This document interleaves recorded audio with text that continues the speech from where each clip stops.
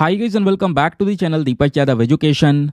Welcome to the Daily Hindu News and Editorial Analysis of 22nd of January 2024. तो guys आज है तारीख 22 जनवरी 2024 और है मंडे। देखेंगे आज के द हिंदू कंप्लीट न्यूज़पेपर को एनालाइज करेंगे। बट लेक्चर में आगे बढ़ने से पहले अगर आपको इस लेक्चर का पीडीएफ चाहिए तो क्या करना है, सबसे पहले डाउनलोड करना है टेलीग्राम, देन उसके बाद जाके सर्च बॉक्स में टाइप करना Deepak Yadav education UPSC. As you can see guys आपको ये वाला चैनल मिल जाएगा, इस पर क्लिक करना और जाकर इस चैनल को ज्वाइन कर लेना। यहाँ से आप डेली बेसिस पे इस लेक्चर के पीडीएफ को डाउनलोड कर पाओगे। नाउ हमेशा की तरह हम लोग अपने लेक्चर को एक मैप के क्वेश्चन के साथ स्टार्ट करेंगे। तो आज आप सभी को मैप में जाकर देखना है युगांडा को कहाँ पर है एग्जैक्टली लोकेटेड। इसको अच्छे से मैप में देखना, देन उसके बाद आकर नीचे कमेंट सेक्शन में टाइप करना, जैसे कि आप लोग इसको लंबे समय तक याद रख पाओगे।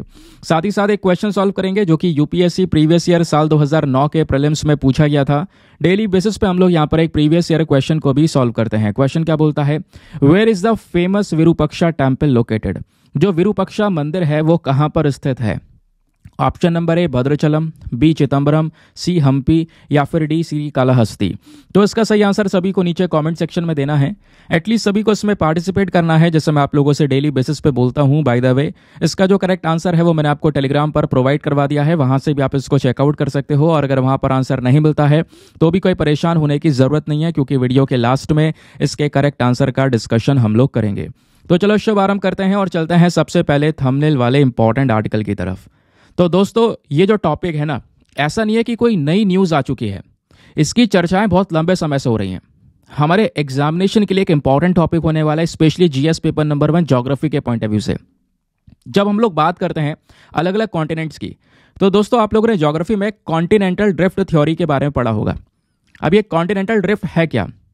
देखो जो हमारी पूरी पृथ्वी है ना, इस पर जो आज के समय पर आपको अलग अलग कॉन्टिनेंट्स देखने को मिलते हैं, वो सब कॉन्टिनेंट्स एक समय पर एक साथ जुड़ा हुआ करते थे। यानी कि अगर हम बात करेंगे आज से लगभग 225 मिलियन साल पहले, तो आप देख पाओगे पृथ्वी पर जितने भी ये लैंड है, जितने भी कॉन्टिनेंट्स है, वो सब एक साथ जुड़े हुए थे, जिसको पेंजिया के नाम से बोला जाता था।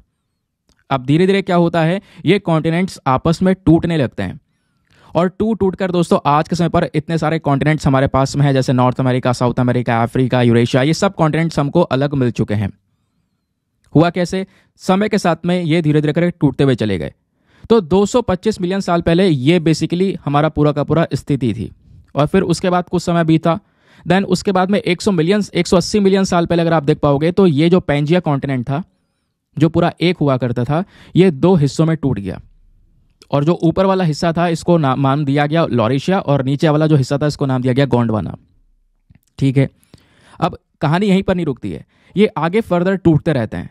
और टूटते टूटते दोस्तों आप देख पाओगे लगभग 135 मिलियन ईयर्स अगो इस तरीके से काफ़ी सारे जो कॉन्टिनेंट्स हैं वो बढ़ चुके थे। और फिर 65 मिलियन ईयर्स अगो ये स्थिति यहाँ पर देखने को मिल गई थी। तो आज अगर जो आप इंडिया देखते हो, इंडिया जो यहाँ पर है, इंडिया वो यहाँ पे हुआ करता था, वो भी टूट कर इस तरीके से यहाँ पे जाके पहुँच चुका है। ठीक है, आपको पता ही होगा। और जब यहाँ पर ऊपर पहुँचा था, ऊपर ये प्लेट ऊपर वाली से टकराई थी, तभी यहाँ पर जो फोल्ड माउंटेन्स है वो यहाँ पर बनकर आए थे, है ना। अब दोस्तों जब देखते हो आपको, तो ये सारे कॉन्टिनेंट्स हमारे नजर आएंगे।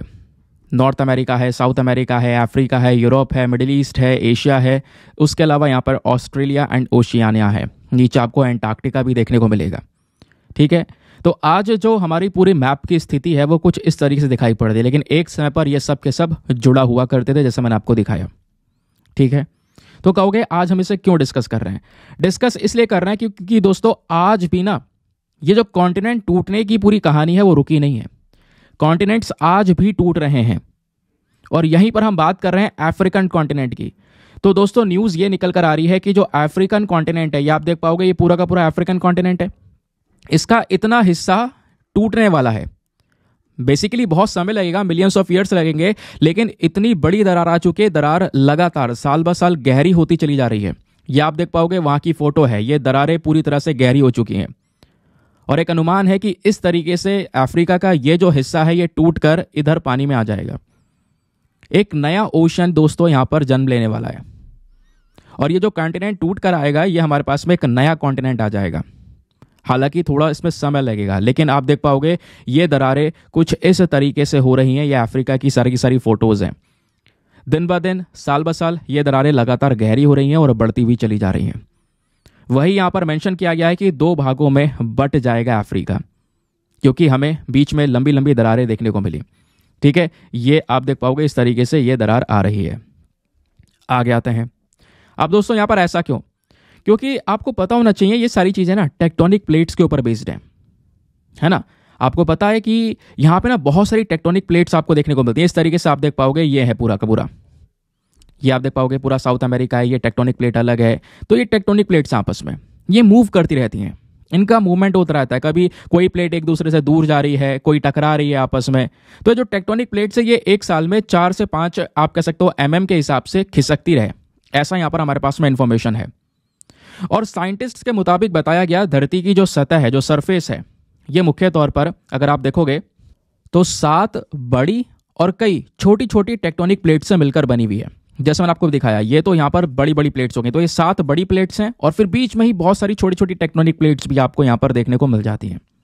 ये प्लेट अपने स्थान पर हिलती रहती हैं, घूमती रहती हैं, खिसकती रहती हैं, इनका मूवमेंट होता रहता है। कई बार ये दोनों प्लेट आपस में टकराती हैं, इसको बोलते हैं कॉन्वर्जेंट मूवमेंट, है ना। उसके अलावा यहाँ पर आप देख पाओगे इस तरीके से कई बार ये जो प्लेट्स हैं ये आपस से एक दूसरे से दूर भाग रही होती हैं, डाइवर्जेंट मूवमेंट। और एक ट्रांस मूवमेंट आपको देखने को मिलेगा, यहाँ पर प्लेट जो है आपस में एक दूसरे से आगे पीछे होती रहती हैं इस तरीके से। ठीक है, ये आप देख पाओगे। इसकी वजह से भी ऐसे कई सारे जो सिनेरियोज हैं हमको देखने को मिलते हैं।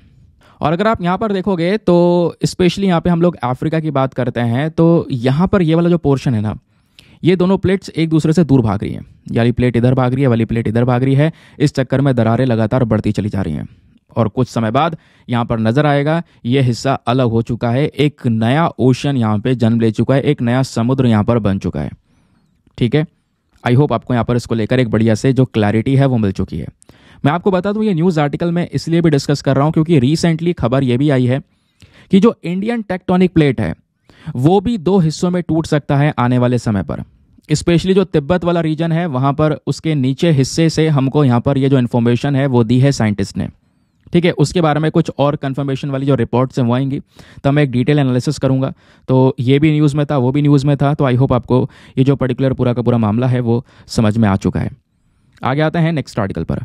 आज के न्यूज़पेपर में पेज नंबर 6 पर एक आर्टिकल प्रेजेंट है जिसको GS paper number 3 space and technology के पॉइंट ऑफ व्यू से हम लिंक करने वाले हैं। तो नासा के ऑफिशियल है, उनका कहना यह है कि जो ये निसार मिशन है ये बिल्कुल ट्रैक पर है और जल्द ही इसको लॉन्च किया जाएगा। इवन यहाँ पे बोला जा रहा है ये जो मिशन है इसका एक फाइनल टेस्ट होने वाला है इसी सप्ताह। वैसे अनुमान ये भी था कि कहीं ना कहीं इस मिशन को हम लोग अभी 2024 में जनवरी के महीने में लॉन्च करेंगे। फिलहाल अभी अगला सप्ताह, सॉरी ये वाला जो सप्ताह चल रहा है अभी मंडे है, ठीक है, सैटरडे तक हो सकता है इसका जो फाइनल टेस्ट है वो भी हो जाए और जल्दी यहाँ पर इसको लॉन्च किया जाए। तो दोस्तों ये जो निसार मिशन है ये मिशन खास है। खास इसलिए है क्योंकि यहाँ पर नासा और इसरो, नासा जो कि अमेरिका की स्पेस एजेंसी है, इसरो जो कि भारत की स्पेस एजेंसी है, इंडियन स्पेस रिसर्च ऑर्गेनाइजेशन, इन दोनों ने साथ में मिलकर कोलैबोरेट करके दोस्तों इस निसार मिशन को तैयार किया है। इस वजह से हमारे यूपीएससी प्रीलिम्स के लिए ये एक इंपॉर्टेंट टॉपिक भी है। अब सवाल यह है कि ये जो मिशन है इसको लॉन्च किया जाएगा, ये अंतरिक्ष में जाएगी सैटेलाइट, इसका मेन काम क्या होगा और आखिरकार नासा और इसरो दोनों ने मिलकर बनाया है तो नासा का क्या योगदान है इसमें, इसरो का क्या योगदान है, ये बेसिक चीजें हैं। क्वेश्चन बनने के चांसेस यहां से हैं। तो ये एग्जामिनेशन में ये नहीं पूछा जाएगा क्योंकि नासा के साइंटिस्ट ने इंफॉर्मेशन दे दिया भाई जल्दी हम इसको यहां पर लॉन्च करेंगे बस। अब एग्जाम के लिए आपने कुछ पढ़ना है तो इसके बारे में डिटेल्स पढ़नी होंगी। ठीक है, चलो। तो निसार सैटेलाइट जो है दोस्तों ये क्या करेगी, ये हमको पृथ्वी की बहुत सारी जो इंफॉर्मेशन है वो प्रोवाइड करवाएगी, डेटा इंफॉर्मेशन, जैसे हमारे अर्थ के सरफेस में क्या क्या चेंजेस हो रहे हैं, नेचुरल हैजार्ड्स, भूकंप या फिर कह सकते हो बाढ़, या फिर कहीं पर समुद्र में ऑयल स्पिल हो चुका है, तेल वगैरह फैल चुका है, या क्लाइमेट चेंज कैसे हो रहा है, तेजी से टेम्परेचर बढ़ रहा है, एग्रीकल्चर के मैनेजमेंट को लेकर, अर्बनाइजेशन, शहरीकरण किस तेजी से बढ़ रहा है, ये हर एक चीज का जो डेटा है वो ये निसार मिशन हमको प्रोवाइड करवाएगा। इसकी लॉन्च डेट वैसे जनवरी 2024 है। स्पेशली यहां पर बोला जा रहा है ये जो पूरा सैटेलाइट है इसको नासा ने डेवलप किया, भारत को सौंप दिया। अब भारत का जो स्पेस एजेंसी है इसरो वो इसको अंतरिक्ष में लॉन्च करेगा अपने सतीश धवन स्पेस सेंटर से। दोस्तों ये जो कोलैबोरेशन किया गया है ना ये ऐसा कोई नया नहीं है, बहुत पुराना है। अगर आप देख पाओगे तो यूएस और इंडिया इस पर्टिकुलर एग्रीमेंट में 2014 में ही आ चुके थे, तब से ही साथ में मिलकर काम कर रहे हैं। ठीक है, और यहां पे ये भी बोला जा रहा है जो निसार मिशन होने वाला है, जो सैटेलाइट अंतरिक्ष में जाएगी, ये हमारे पूरे पृथ्वी को 12 दिन में पूरी तरह से इसका मैप जो है वो तैयार करके दे सकती है। पूरे 12 दिन के अंदर अंदर ये पूरा आप कह सकते हो कि एंटायर ग्लोब का जो डेटा है वो कवर कर सकती है। ठीक है, अब सवाल यह है कि इसमें नासा का कंट्रीब्यूशन क्या है प्लस इसरो का कंट्रीब्यूशन क्या है। तो दोस्तों यहाँ पे आप देख पाओगे नासा ने क्या क्या दिया है यहाँ पर, L band SAR electronics instrument structure reflector boom assembly, high data rate telecom, GPS और high capacity solid state recorder, ये नासा का कंट्रीब्यूशन है। ठीक है, और दूसरी तरफ यहाँ पे हम अपने इसरो के कंट्रीब्यूशन की जब बात करते हैं तो इसरो का यहाँ पर है स्पेसक्राफ्ट। इवन सबसे मेन चीज़ यह है कि इसरो ही यहाँ पर इसको लॉन्च करने वाला है अपने GSLV व्हीकल से। ठीक है, जियो सिंक्रोनस सैटेलाइट लॉन्च व्हीकल से दोस्तों इस मिशन को हमारा इसरो लॉन्च करेगा। और इसके साथ साथ इसरो ने यहाँ पर एस बैंड SAR इलेक्ट्रॉनिक्स यहाँ पर प्रोवाइड करवाया है, ध्यान रखना। ठीक है, L band SAR electronic NASA ने दिया है, एस बैंड SAR इलेक्ट्रॉनिक यहाँ पर इसरो ने दिया है। तो ये इन दोनों का कॉन्ट्रीब्यूशन है। सवाल यह है कि ये जो बैंड का नाम लिया है हमने, इसका मेन काम क्या होगा। जैसे अगर हम बात करेंगे एस बैंड की, तो जैसे कि इसरो ने दिया है, तो ये काम करेगा हमारी वेवलेंथ के ऊपर में। और ये जो रडार है इसका मेन काम होगा जो हमारा वेदर है पृथ्वी के ऊपर में, जो मौसम है उसका ऑब्जर्वेशन करना। और नासा जो यहाँ पर एल बैंड रडार ये दे रहा है हमको, ठीक है, इसका मेन काम क्या होने वाला है, ये हमको आप कह सकते हो कि आने वाले 3 साल के लिए यहाँ पर ग्लोबल साइंस ऑपरेशंस के ऊपर में यहाँ पर ये काम करने वाला है। और दोनों मिलकर क्या कंट्रीब्यूशन देंगे वो ऑलरेडी हम यहाँ पर डिस्कस कर चुके हैं। तो जो निसार है ये प्रोजेक्ट है नासा और इसरो के बीच का, जिनका मेन काम है अर्थ को डिटेल से ऑब्जर्व करना। ठीक है, जो वॉल्केनोज हैं, अर्थक्वेक्स हैं, इकोसिस्टम डिस्टर्बेंस हो रहा है, ठीक है, एनवायरमेंट में कहाँ कहाँ पर नुकसान हो रहा है, प्लस और भी हैजार्ड्स हैं, उन सबको एनालाइज करने का काम करेगा ये हमारा निसार मिशन। बात क्लियर हो गई दोस्तों। चलिए आगे आते हैं एक और रेलिवेंट आर्टिकल पर। आज के न्यूज़पेपर में पेज नंबर 7 पर एक और आर्टिकल प्रेजेंट है जिसको GS पेपर नंबर 3 एनवायरमेंट के पॉइंट ऑफ व्यू से लिंक करेंगे हम। ठीक है, और यहाँ पर अगर आप देखोगे ये आर्टिकल इतना इंपॉर्टेंट है कि UPSC यहाँ से एक डायरेक्ट प्रश्न भी पूछ चुका है और वो इंटरेस्टिंग प्रश्न है। और ये आर्टिकल हमारा केवल आर्टिकल नहीं दोस्तों, ये साइंस एंड टेक पर प्रेजेंट है, यानी हमारा एक एडिटोरियल भी है, ध्यान रखना। क्या है पूरा मैटर समझते हैं। एक मछली की बात हो रही है, ये जो मछली आप देख पा रहे हो इसका नाम है मॉस्किटो फिश। क्यों? क्योंकि ये मच्छर की प्रजाति को रोकने का काम करती है। क्योंकि मच्छरों की वजह से दुनिया भर में काफ़ी सारी प्रॉब्लम्स हमको देखने को मिलती हैं, अलग अलग बीमारियां देखने को मिलती हैं। तो अलग अलग देशों की सरकारों ने इस मछली को इंट्रोड्यूस किया। ये मछली वैसे यहाँ पर अमेरिका में पाई जाती है, इसको अलग अलग देशों ने यहाँ पर मंगाया ताकि मच्छरों को पूरी तरह से ख़त्म किया जा सके। क्यों? क्योंकि अगर आप रिपोर्ट देखोगे तो आज के समय पर जो बीमारियां हैं 150 से ज़्यादा देशों के अंदर में दोस्तों 500 मिलियन से ज़्यादा लोग बीमार हैं अलग अलग मच्छरों से पैदा हुई हुई बीमारियों की वजह से। और केवल इंडिया में लगभग 40 मिलियन के आसपास जो इंडिविजुअल्स हैं वो आप देख पाओगे ये जो मच्छरों से पैदा होने वाली बीमारियां हैं उससे कहीं ना कहीं लड़ रहे हैं। तो इन्हीं का कह सकते हो एक सोल्यूशन है ये मॉस्किटो फिश। क्योंकि ये मॉस्किटो फिश क्या करेगा, ये मच्छर की पॉपुलेशन को कंट्रोल करने का काम करेगा। क्योंकि यहाँ पे बोला यह जाता है, जैसे देखो बात ये कही गई है 1960 में, 1960 में इस प्रकार का अप्रोच लाया गया और ये जो मॉस्किटो फिश है इसको साफ पानी में छोड़ा गया।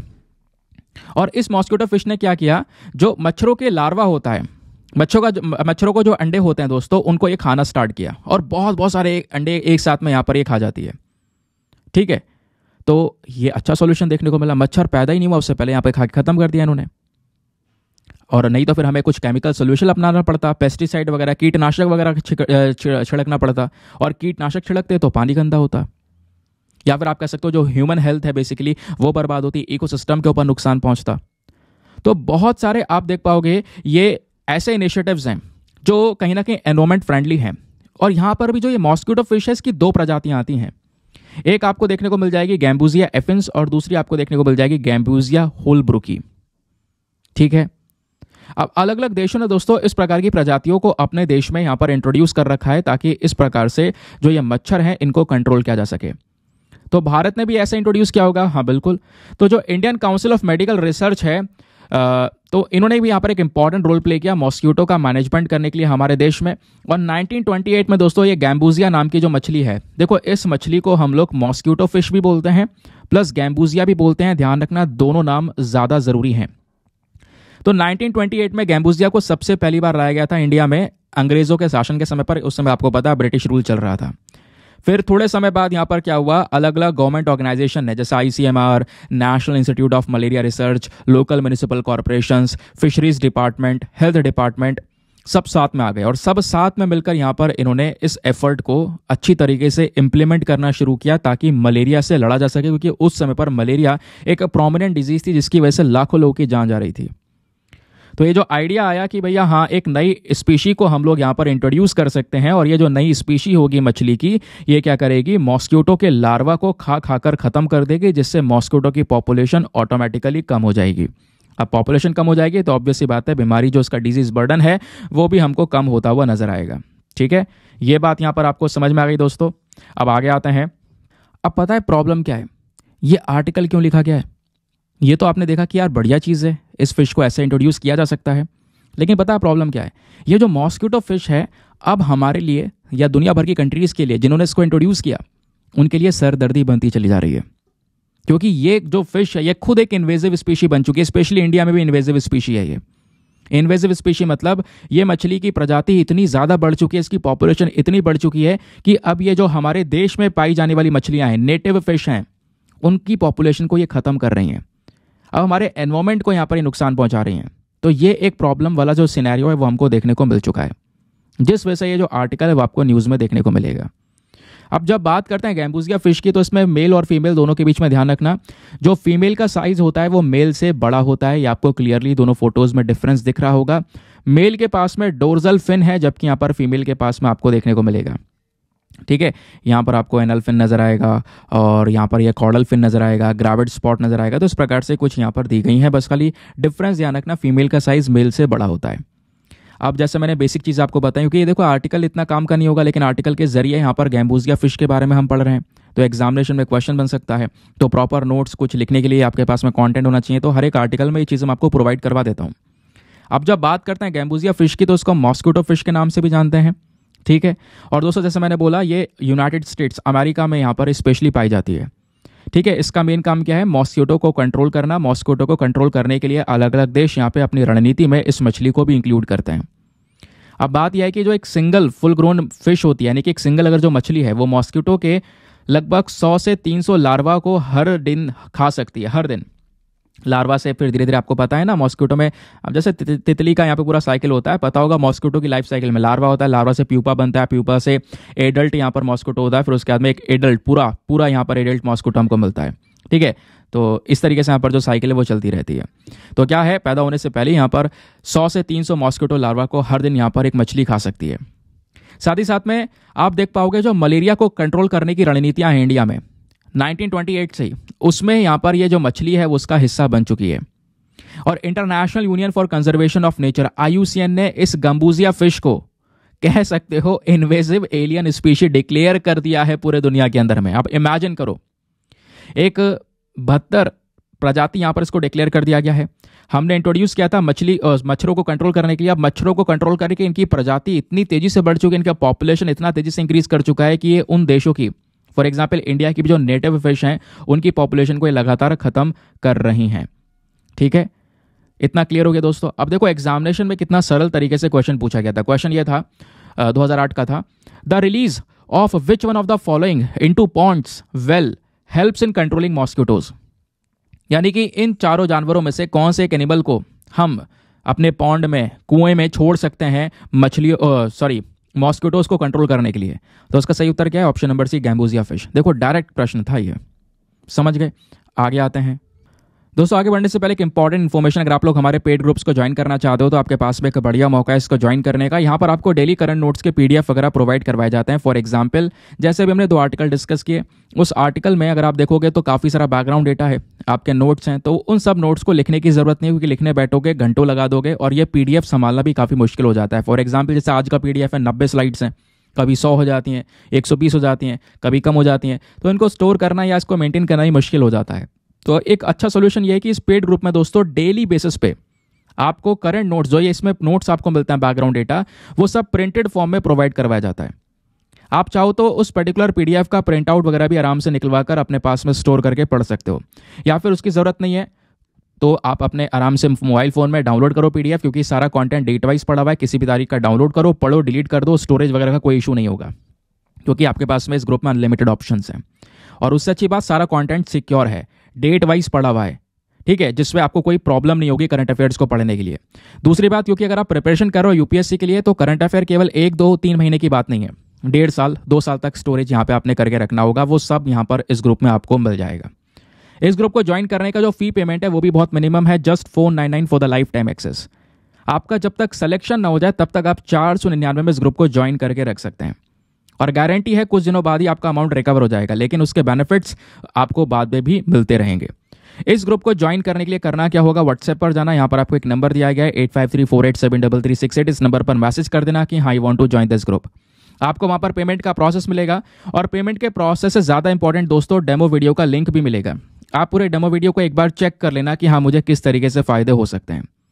चेक करने के बाद में अपने आप को सेटिस्फाई करने के बाद में जाकर अपना ये इन्वेस्टमेंट करना, ठीक है।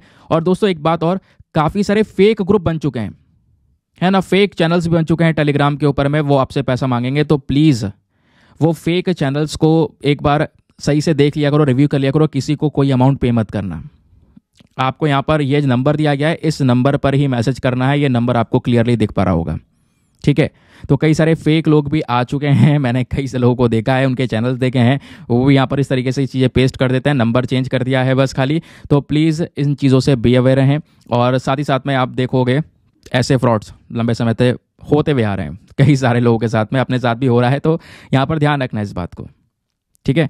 बाकी दोस्तों एक बात जो हमेशा मैं बोलता हूँ यार, मेक श्योर क्या करो, वीडियो पे जो लाइक का बटन है उसको प्रेस कर दिया करो। हमारा जो मेन टारगेट है वो 5000 लाइक्स का है, प्लीज़ आप उसको सपोर्ट कर सकते हैं, ठीक है।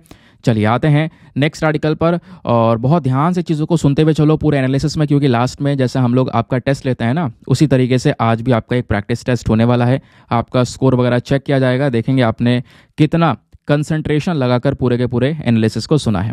तो यहाँ पे हमने समाप्ति की थी अपने, आगे आते हैं नेक्स्ट आर्टिकल पर। अगला आर्टिकल नॉन अलाइंड मूवमेंट चर्चा में है। जीएस पेपर नंबर 1 हिस्ट्री के पॉइंट ऑफ व्यू से इंपॉर्टेंट है। पहली चीज़ हम ये डिस्कस करेंगे आखिरकार खबर क्या है, यानी कि ये चर्चाओं में क्यों है। न्यूज़ ये आ रही है कि हाल ही में 19th नॉन अलाइन मूवमेंट जो समिट है दोस्तों, वो हुआ है कहाँ पर, कंपाला में। कंपाला जो कि बेसिकली युगांडा की एक कैपिटल है। अब जो ये समिट, ये पूरा सम्मेलन हुआ नॉन अलाइन मूवमेंट का, ये 19-20 जनवरी को हुआ, जिस वजह से ये न्यूज़ में है। तो नॉन अलाइन मूवमेंट समिट के बारे में थोड़ा डिस्कस करेंगे। ये 19वां समिट है, अब ये युगांडा की लीडरशिप में आ चुका है।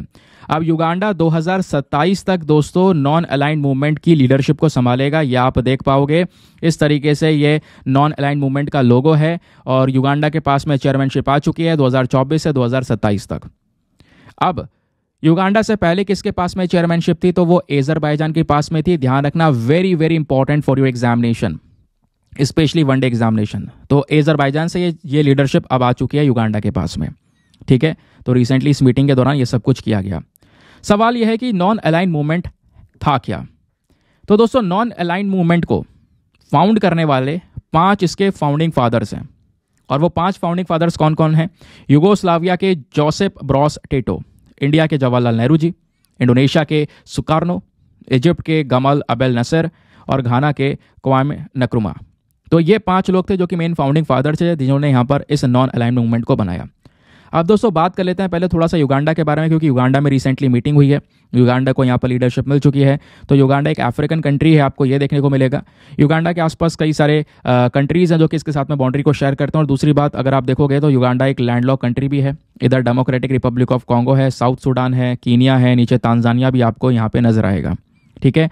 तो ये जो समिट हुआ था युगांडा में, यहाँ पर 3 चीज़ों के ऊपर सबसे ज़्यादा डिस्कशन किया गया। इजराइल हमास वॉर, इंडिया का जो विश्व मित्र इनिशिएटिव है वो, फिर a call for multipolar world. इन चीज़ों के ऊपर में ज़्यादा डिस्कशंस हुए। अब थोड़ा सा बात करेंगे, क्योंकि एग्जाम में ये जो न्यूज़ है ये नहीं पूछी जा रही। आपसे कुछ पूछा गया तो लीडरशिप पूछी जाएगी, और दूसरी चीज़ अगर कुछ पूछी गई तो आपसे डायरेक्टली नॉन अलाइंड मूवमेंट के बारे में पूछा जाएगा। ये मूवमेंट क्या था दोस्तों, ये कुछ डेवलपिंग कंट्रीज़ का एक ग्रुप था, जिन्होंने कोल्ड वॉर के समय पर, आपको पता है ना जो शीत युद्ध चल रहा था, कोल्ड वॉर चल रहा था, इधर सोवियत यूनियन में और दूसरी तरफ वेस्टर्न कंट्रीज में, ईस्ट वेस्ट में जो ये पूरा का पूरा कोल्ड वॉर चल रहा था। तो उस समय पर यहाँ पे इन कंट्रीज के पास में ये आया कि आप किसको ज्वाइन करोगे, इधर सोवियत यूनियन को ज्वाइन करोगे या उधर अमेरिका या वेस्टर्न कंट्रीज को ज्वाइन करोगे। तो दोस्तों इस शीत युद्ध के अंदर में हमने यहाँ पर डिसाइड ये किया, कुछ कंट्रीज साथ में आई, वो 5 कंट्रीज, वो 5 फोर फादर्स मैंने आपको बताया, फाउंडिंग फादर स्पेशली, उन्होंने ये डिसाइड किया हम किसी के साथ नहीं जाएंगे, ना हम सोवियत यूनियन के साथ जाएंगे, ना वेस्टर्न कंट्रीज के साथ जाएंगे, किसी के साथ अलाइन नहीं होंगे। यही था नॉन अलाइन मूवमेंट, जिन्होंने रिफ्यूज कर दिया कि हम किसी मेजर सुपर पावर के साथ में नहीं जाने वाले। इस नॉन अलाइन मूवमेंट को बनाया गया था 1961 में, जब कोल्ड वॉर जो शीत युद्ध चल रहा था वो अपने बिल्कुल पीक पर था, अपने हाइट पर था। ठीक है, बात क्लियर हो गई दोस्तों, समझ में आ गया। और इस नॉन अलाइनमेंट मूवमेंट की जो शुरुआत है ये कहाँ से होती है? बांदुंग कॉन्फ्रेंस से, जो इंडोनेशिया में होता है 1955 में, उससे शुरुआत होती है। फिर धीरे धीरे इसको बनाया गया, इस पूरे के पूरे मूवमेंट को स्टार्ट किया गया 1961 के अंदर में। और आज के समय पर इस मूवमेंट में टोटल कितने देश हैं? 120 कंट्रीज हैं। 53 अफ्रीका से आते हैं, 39 एशिया से आते हैं, 26 लैटिन अमेरिका से आते हैं, फिर उसके बाद में आप कह सकते हो कैरिबियन से आते हैं, 2 यूरोप से भी आते हैं। ठीक है, इसमें अगर आप देखोगे तो नॉन यूएन मेंबर, यानी कि जो देखो यूनाइटेड नेशन के जो मेंबर्स हैं वो तो हैं ही इसमें, लेकिन नॉन यूनाइटेड नेशन मेंबर भी आपको देखने को मिलेंगे। स्टेट ऑफ पैलेस्टीन वगैरह भी आपको देखने को मिलेंगे। 17 दूसरे ऑब्जर्वर कंट्रीज और 10 ऑब्जर्वर ऑर्गेनाइजेशंस भी आज के समय पर नॉन अलाइनमेंट मूवमेंट के मेंबर्स हैं। और इंडिया कहीं ना कहीं इसका एक फाउंडिंग मेंबर है, तो भारत इसका सदस्य ऑलरेडी है ही। आई होप दोस्तों आपको ध्यान रखना होगा इसके बारे में, और इसके बारे में ध्यान रखोगे भी आप, क्या है नॉन अलाइनमेंट मूवमेंट। और ध्यान रखना इसमें जो मेंबर्स हैं वो केवल यूनाइटेड नेशन के ही नहीं है, नॉन यूनाइटेड नेशन मेंबर्स भी इसमें प्रेजेंट हैं। चलिए, उसके अलावा यहाँ पर यूनाइटेड नेशन के बाद में जो नॉन अलाइनमेंट मूवमेंट है ये दूसरा सबसे बड़ा ग्रुप बन चुका है देशों का। अभी तो यूनाइटेड नेशन सबसे बड़ा ग्रुप है, दुनिया भर की सारी कंट्रीज यहाँ पे रिप्रेजेंटेशन देती हैं। उसके बाद जो दूसरा सबसे बड़ा ग्रुप है वो है NAM, नॉन अलाइन मूवमेंट। ठीक है, लेकिन इसका कोई परमानेंट हेडक्वार्टर वगैरह नहीं है। और इसका जो समिट होता है, जो इसका सम्मेलन होता है, वो हर 3 साल में होता है। आप देखो 24, 25, 26, 27 इस तरीके से यहाँ पर आपको ये 3 साल का टर्म जो है युगांडा को देते हुए नजर आएंगे। युगांडा को मिल चुका है, फिर उसके बाद किसी और के पास में ये जो लीडरशिप है वो आ जाएगी। समझ गए? चलिए आगे आते हैं नेक्स्ट आर्टिकल पर। अगला article GS paper number 3 environment के लिए इंपॉर्टेंट है। यहाँ पे हम बात करने वाले हैं गैंगेटिक डॉल्फिन के बारे में। कई बार न्यूज में रह चुकी है, और दोस्तों UPSC डायरेक्टली सवाल पूछ चुका है, नेशनल एक्वेटिक एनिमल कौन सा है हमारे देश का? तो वो यहाँ पर डॉल्फिन है। UPSC ये सवाल लिटरली पूछ चुका है, आप चेक कर सकोगे, और मैं आपको इसके बारे में पढ़ा भी चुका हूँ। ठीक है, अब यहाँ पर खबर क्या आ रही है? हाल ही में यहाँ पर एक गैंगेटिक डॉल्फिन है जिसको ओडिशा में बचाया गया, रेस्क्यू किया गया। और वहीं पर एक और चीज़ पता चलती है कि यहाँ पे इस नदी में और भी बहुत सारी फ्रेश वाटर डॉल्फिन हो सकती हैं, ऐसा एक अनुमान लगाया जा रहा है। अब क्यों इसके ऊपर इतना गौर किया जा रहा है, आगे आपको पता चल जाएगा थोड़ी देर में। पहले थोड़ा सा हम गैंगेटिक डॉल्फिन के बारे में जान लेते हैं। इनका जो कॉमन नेम है वो है सूसू। बाकी साइंटिफिक नेम की बात करेंगे तो वह प्लेटेनिस्टा गैंगेटिका गैंगेटिका। इनकी पॉपुलेशन की बात करेंगे तो 1200 से 1800 के आसपास जो डॉल्फिन है वो आज के समय पर प्रेजेंट हैं, तो संख्या वाकई में कम है। हैबिटेट की बात करेंगे, कहाँ पर ये डॉल्फिन पाई जाती हैं, तो दोस्तों इंडिया में तो पाई जाती हैं ही, नो डाउट। इंडिया के अलावा नेपाल, बांग्लादेश में भी पाई जाती हैं। और नदियों की बात करेंगे तो गंगा, ब्रह्मपुत्रा, मेघना, कर्णफुली नदियां आपको देखने को मिल जाएंगी, जिसके अंदर ये जो डॉल्फिन है ये पाई जाती हैं। इन डॉल्फिन को ना साफ पानी में, फ्रेश वाटर में रहना बहुत पसंद है। और जनरली अगर आप देखोगे तो गैंगेटिक डॉल्फिन ब्लाइंड होती हैं, देख नहीं सकती। तो कहोगे ये खाना कैसे खाते होंगी, शिकार कैसे करती होंगी? तो ये एक अल्ट्रासोनिक साउंड प्रोड्यूस करती हैं। ठीक है, मान लो ये डॉल्फिन है, ये एक अल्ट्रासोनिक साउंड प्रोड्यूस कर रही है, और सामने एक ऑब्जेक्ट है, तो ये जो साउंड है वो उस ऑब्जेक्ट से टकराकर वापस इस डॉल्फिन तक पहुंचता है। तो जो डॉल्फिन है वो इसको यहाँ पर फील कर पाती है उस साउंड को, और इससे डिस्टेंस पता लगा पाती है सामने क्या है क्या नहीं है। ठीक है, तो इस तरीके से दोस्तों यहाँ पर ये अल्ट्रासोनिक साउंड्स को प्रोड्यूस करके अपना हंटिंग वगैरह भी कर सकती है। बाकी डॉल्फिन की बात करेंगे तो कहीं ना कहीं यहाँ पे अब देखो कुछ बेसिक चीज़ें बताई गई हैं, कौन सी कलर की है, ग्रे ब्राउन स्मिथ होती है, ऐसी होती है। देखो ये क्वेश्चन आपसे नहीं बनेगा, तो इसके ऊपर ज़्यादा गौर मत करना। हाँ, लास्ट वाले पॉइंट पर ध्यान रख सकते हो, इन डॉल्फिन में जो फीमेल्स हैं वो मेल से ज़्यादा बड़ी होती हैं। और यहाँ पे बात ये भी की जाती है कि हर 2 से 3 सालों में वो यहाँ पर एक जन्म भी देती हैं। ठीक है, अब आता है कंजर्वेशन स्टेटस। ये सबसे इंपॉर्टेंट पॉइंट है। गैंगेटिक डॉल्फिन का कंजर्वेशन स्टेटस आपसे पूछा जा सकता है, स्पेशली IUCN पूछा जा सकता है। तो IUCN में इस डॉल्फिन को कहाँ पे रखा गया? एंडेंजर्ड कैटेगरी में रखा गया है। वाइल्ड लाइफ प्रोटेक्शन एक्ट में इसको शेड्यूल 1 में कवर किया गया है। एंडेंजर्ड मतलब ये खतरे में है, शेड्यूल 1 में यानी कि इसका कोई व्यापार नहीं होगा इंटरनेशनल, इसको हाई प्रोटेक्शन दी गई, कोई इसकी हंटिंग नहीं करेगा, शिकार नहीं करेगा। और साइट्स में अपेंडिक्स 1 में रखा गया है, यानी कि यहाँ पर इसका कोई व्यापार वगैरह नहीं होगा। तो कंजर्वेशन स्टेटस की बात हो गई। बाकी सरकार ने बहुत कोशिश की है इन डॉल्फिन की पॉपुलेशन को सिक्योर करने के लिए। फॉर एग्जांपल 2009 में गैंगेटिक डॉल्फिन को national aquatic animal of India declare कर दिया गया। और यही क्वेश्चन UPSC पूछ चुका है कि इंडिया का नेशनल एक्वेटिक एनिमल कौन सा है, तो वह है गैंगेटिक डॉल्फिन। ठीक है, और इतने नहीं, प्रधानमंत्री ने अभी प्रोजेक्ट गैंगेटिक डॉल्फिन को यहाँ पर अनाउंस किया 15 अगस्त 2023 में, ताकि इन गैंगेटिक डॉल्फिन की प्रोटेक्शन की जा सके, इनकी संख्या को बचाया जा सके। आगे आते हैं नेक्स्ट आर्टिकल पर। एक और आर्टिकल बहुत इंपॉर्टेंट, अटल भुजल योजना के बारे में दोस्तों यहाँ पे डिस्कशन किया जा रहा है। तो हाल ही में यहाँ पर बोला जा रहा है कि जो अटल भुजल योजना है, इसका जो प्रोग्रेस है, कितना ज़्यादा यहाँ पर इसने ग्रो किया है, वो सब कुछ यहाँ पे एक मीटिंग के दौरान रिव्यू किया गया। और मीटिंग हुई थी मध्य प्रदेश के खजुराहो में, जिस वजह से ये योजना न्यूज़ में है। हमारे एग्जाम के लिए क्यों इंपॉर्टेंट है? क्योंकि GS paper number 3 government schemes policies हमारे एग्जामिनेशन के सिलेबस का हिस्सा है। तो अटल भुजल योजना, भुजल योजना आपको समझ में आ रहा है, वाटर से संबंधित है, पानी से संबंधित है ये। तो अटल भुजल योजना एक प्रकार की सेंट्रल सेक्टर स्कीम है, वेरी वेरी इंपॉर्टेंट। आपको पता होना चाहिए स्कीम दो प्रकार की होती है, एक होती है सेंट्रल सेक्टर स्कीम और एक होती है सेंट्रल स्पॉन्सर्ड स्कीम, है ना।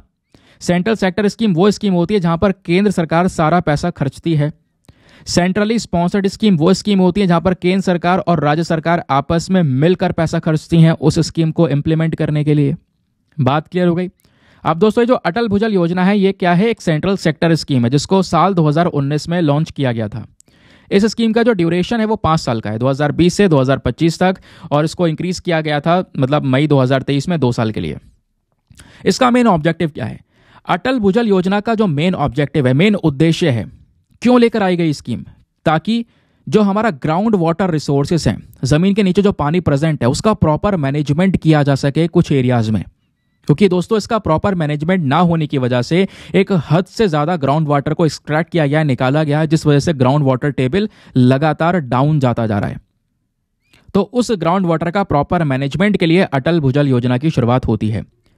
अब जो ये स्कीम है दोस्तों, ये जो स्कीम है अगर आप देखोगे तो इसमें कुछ ग्राम पंचायत के ऊपर में यहाँ पर जोर दिया गया है। लगभग 7 राज्यों पे स्पेशल फोकस दिया गया है, हरियाणा, गुजरात, कर्नाटका, मध्य प्रदेश, महाराष्ट्र, राजस्थान और उत्तर प्रदेश।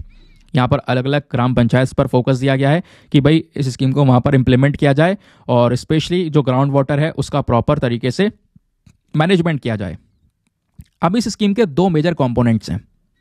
एक है institutional strengthening and capacity building component. ये वाली बॉडी क्या करेगी? ये जो कंपोनेंट है इसका मेन काम है जो हमारे अलग अलग संस्थाएं होंगी ग्राउंड वाटर मैनेजमेंट के लिए जो काम करेंगी उनको और ज़्यादा मजबूत करना, एक प्रॉपर नेटवर्क एस्टेब्लिश करना। दूसरा जो कंपोनेंट होने वाला है वो है incentive component for incentivising the states. यानी यहां पर राज्य सरकारों को एक तरीके से लालच दिया जा रहा है किस चीज को लेकर कि भैया अगर आप अच्छा काम करोगे, अगर आप अपने ग्राउंड वाटर को अच्छी तरीके से मैनेज कर सकोगे तो आपको इसके बदले में इंसेंटिव मिलेगा। ठीक है, तो इससे क्या होगा? ग्राउंड वाटर का मैनेजमेंट ज्यादा हो सकेगा। और जो ये स्कीम है इसको फंड मिल रहा है गवर्नमेंट ऑफ इंडिया की साइड से, मतलब गवर्नमेंट ऑफ इंडिया जो है इसमें पैसा दे रही है, प्लस जो वर्ल्ड बैंक है वो भी यहाँ पर पैसा प्रोवाइड करवा रही है। तो 50:50 का रेशियो है, 50% यहाँ पर पैसा गवर्नमेंट, आधा पैसा यहाँ पे वर्ल्ड बैंक। टोटल कॉस्ट जो स्कीम में लग रही है वो है 6,000 करोड़ रुपए, जिसमें से 3,000 करोड़ रुपए यहाँ पर सीधा वर्ल्ड बैंक से लोन आ रहा है और 3,000 करोड़ रुपए हमारी भारत सरकार कॉन्ट्रीब्यूट कर रही है। उसके बाद इस स्कीम को इंप्लीमेंट किया जा रहा है। अगेन एक और मोस्ट इंपॉर्टेंट पॉइंट, ये जो स्कीम है इसको लागू करने वाला मंत्रालय कौन सा है? वो बॉडी है मिनिस्ट्री ऑफ जल शक्ति। ध्यान रखना, अगेन एक बहुत इंपॉर्टेंट पॉइंट है, डायरेक्टली आपसे इस इंप्लीमेंटेड एजेंसीज को पूछ लिया जाता है। चलिए आगे आते हैं नेक्स्ट आर्टिकल पर। अगला आर्टिकल भी जीएस पेपर नंबर 3 एनवायरमेंट के लिए रेलिवेंट है। यहाँ पर सुल्तानपुर नेशनल पार्क के बारे में डिस्कशन हो रहा है जो कि हरियाणा में है। कल मैंने आपको पढ़ाया भी था कि 16 रामसर साइट्स ऐसी हैं जिनको चुना गया है आगे कि भाई वहां पर नेचर टूरिज्म को बढ़ावा दिया जाएगा। उसमें से सुल्तान बर्ड सेंचुरी नंबर 1 पर है, जिस वजह से इसकी चर्चाएं बहुत जगह पर हुई हैं कल के दिन।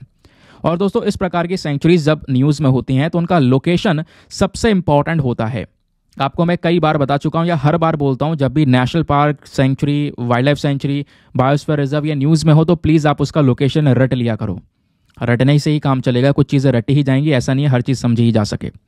अब बात करेंगे सुल्तानपुर नेशनल पार्क की। तो इसको यहाँ पर हम लोग सुल्तानपुर बर्ड सेंचुरी के नाम से जानते थे।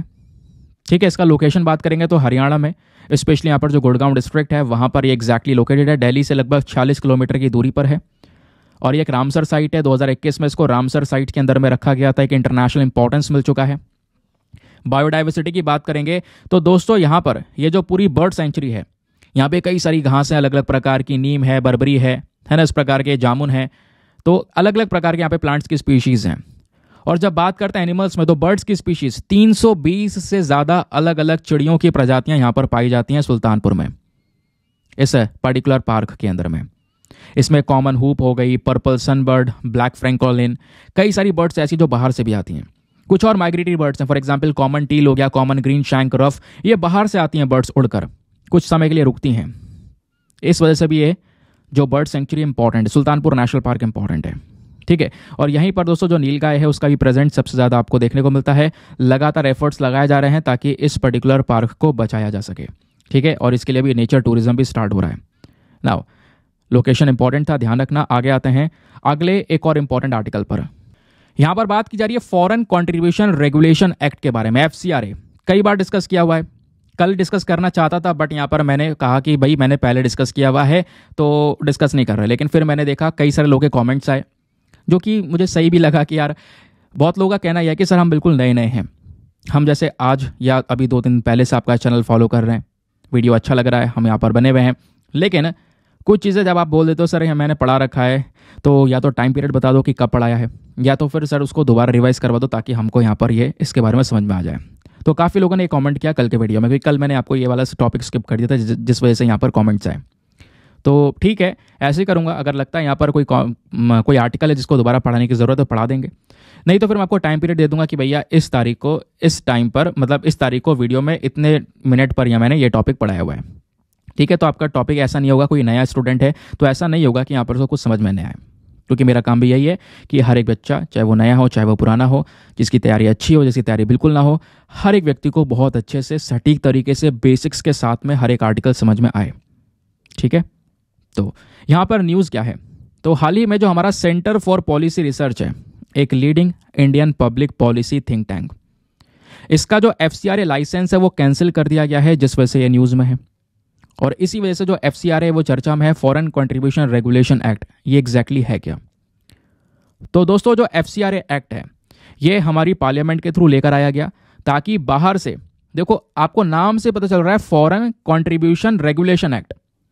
होता क्या है, जो हमारी बड़ी बड़ी NGOs हैं, नॉन गवर्नमेंटल ऑर्गेनाइजेशंस हैं और भी कई सारे ऑर्गेनाइजेशंस हैं, वो बाहर विदेशों से डोनेशन को रिसीव करती हैं।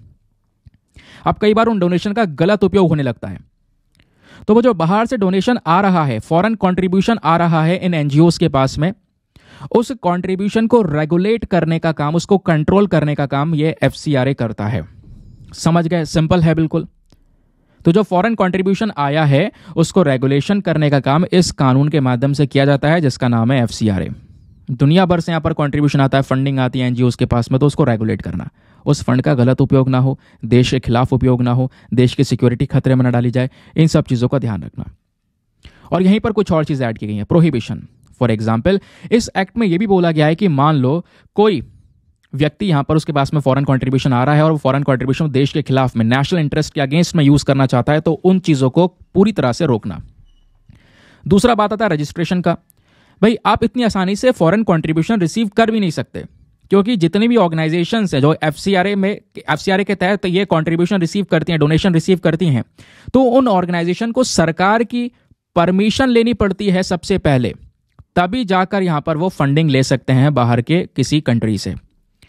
फिर बात आती है इम्प्लीमेंटेशन की। तो ये जो एक्ट है इसको इम्प्लीमेंट किया जाता है अलग अलग मिनिस्ट्रीज के माध्यम से। हमारी यूनियन गवर्नमेंट मिनिस्ट्रीज का, एजेंसीज का, स्टेट अथॉरिटीज, सब लोग मिलकर यहां पर इस पर्टिकुलर लॉ में काम करती हैं। और दोस्तों ये FCRA एक्ट वैसे था तो बहुत पुराना, इसके अंदर बीच बीच में अमेंडमेंट्स करे गए, चेंजेस करे गए। तो एक अमेंडमेंट होता है साल 2020 में, नाम दिया गया foreign contribution regulation amendment act 2020। इस बिल के अंदर में कुछ बदलाव कर दिए गए और यह बोला गया जो पब्लिक सर्वेंट्स होंगे, जो सरकारी नौकरी वाले लोग होंगे या पब्लिक सर्वेंट्स होंगे, उनको ये फॉरेन डोनेशन नहीं मिल सकता, वो फॉरेन डोनेशन एक्सेप्ट नहीं कर सकते। सेकंड जो यहां पर चेंज किया गया वो था रेस्ट्रिक्शन ऑन डोनेशन ट्रांसफर। अब बाहर से कोई फॉरेन डोनेशन आया, आप मान लो इस व्यक्ति या इस बॉडी के पास में आया है, अब ऐसा ना हो कि ये बॉडी गलत यूज के लिए किसी और को ट्रांसफर कर दे, ठीक है। तो वो जो व्यक्ति जिसके पास में आया है फॉरेन डोनेशन, वो बाहर दूसरे किसी को ट्रांसफर नहीं कर सकता इस एक्ट के तहत। बात क्लियर हो गई। एक और चीज, आइडेंटिटी प्रूफ रिक्वायरमेंट्स।